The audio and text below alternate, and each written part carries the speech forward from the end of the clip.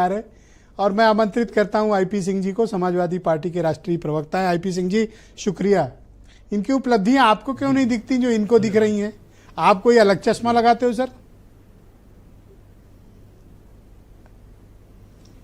देखिए, पिछले 11 वर्षों में जो भारतीय लोकतंत्र है और हमारी लोकतंत्र, पिछले 11 वर्षों में हमारा लोकतंत्र कमजोर हुआ, हमारी अर्थव्यवस्था शिथिल पड़ गई और जो सामाजिक ताना बाना है देश का, उसको गहरा आघात पहुंचाया है प्रधानमंत्री जी ने और भारतीय जनता पार्टी की केंद्र की सरकार ने।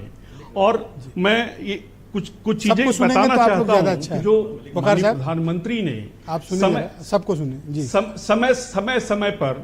समय समय पर ब्रजेश जी देश से जो वादे किए, वो 1 मिनट में मैं वादे थोड़ा सा गिनाना चाहता हूं, जिससे कि उत्तर प्रदेशवासी और देश में लोग एक बार रिमाइंड कर सकें कि प्रधानमंत्री ने देश से क्या क्या वादा किया।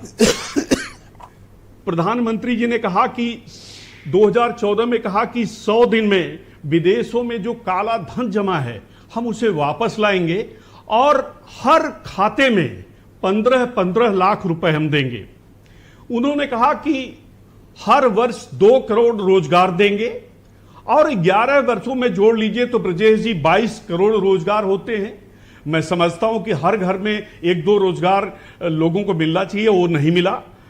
पेट्रोल डीजल को लेकर बहुत सी कहानियां चली, बहुत हुई पेट्रोल डीजल की मार। अब की बार मोदी सरकार और पेट्रोल डीजल की कीमतें अंतर्राष्ट्रीय मार्केट में कम तो हुई, लेकिन भारत में उससे 30 लाख करोड़ से ज्यादा धन वसूलने का काम केंद्र सरकार ने किया। प्रधानमंत्री जी ने नमामि गंगे के माध्यम से कहा कि हम गंगा जी को पूरी तरह स्वच्छ कर देंगे। 28,000 करोड़ से ज्यादा रुपए खर्च हो चुके, आज तक गंगा जी साफ नहीं हुई। किसानों को उन्होंने कहा कि 2022 तक हम उनकी जो लागत है उसकी तुलना में दोगुना उसका लाभ देंगे। मुंबई अहमदाबाद बुलेट ट्रेन चलाने की बात हुई थी, उसे भी वादा किया गया कि 2022 तक बुलेट ट्रेन दौड़ने लगेगी। और 2008 में जो चीन है उसने शुरुआत करी, आज वो 3 लाख किलोमीटर से ज्यादा की वो बुलेट ट्रेन दौड़ा रहा है। किसानों को उन्होंने कहा कि सभी किसानों को इसका लाभ नहीं मिलेगा। मोदी जी ने जो वायदे किए उन वायदों को उन्होंने पूरा नहीं किया। कर रहा हूं, एक सवाल जवाब करते हैं, सवाल जवाब। आप कहते हैं कि वायदों को प्रधानमंत्री मोदी ने पूरा नहीं किया, लेकिन आप देखें कि तीसरी बार यही जनता है जो उनको भरपूर मैंडेट देकर चुनाव में जिताती है और प्रधानमंत्री बनाती है। सर, आप जिन मुद्दों का जिक्र कर रहे हो पहले कार्यकाल के थे, अभी तीसरा चल रहा है। देखिए, जोड़ तोड़ कर सरकार बनाना ये अलग विषय है। बहुत से ऐसे मुद्दे हैं। 500 रुपए में उत्तर प्रदेश में गैस सिलेंडर देने का वादा हुआ था 2022 में, राजस्थान में 500 हुआ, नहीं दिया।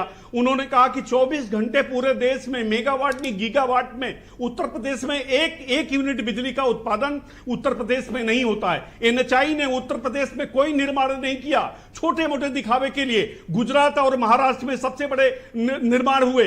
फैक्ट्रियां उस क्या घाटों की, बनारस के जो घाट हैं वही ठीक होंगे क्या? उत्तर प्रदेश में जो गुजरात में बड़ी बड़ी फैक्ट्रियां, दूसरे चरण में आपके बाकी विचारों को सम्मिलित करेंगे। इकाना जैसे स्टेडियम उत्तर प्रदेश में पिछले 11 वर्षों में तैयार नहीं होने चाहिए। आपका सर धन्यवाद। सवाल ये है कि आपने बहुत सारे सर, धन्यवाद। दूसरे चरण में बाकी विचार प्रस्तुत करिएगा सर।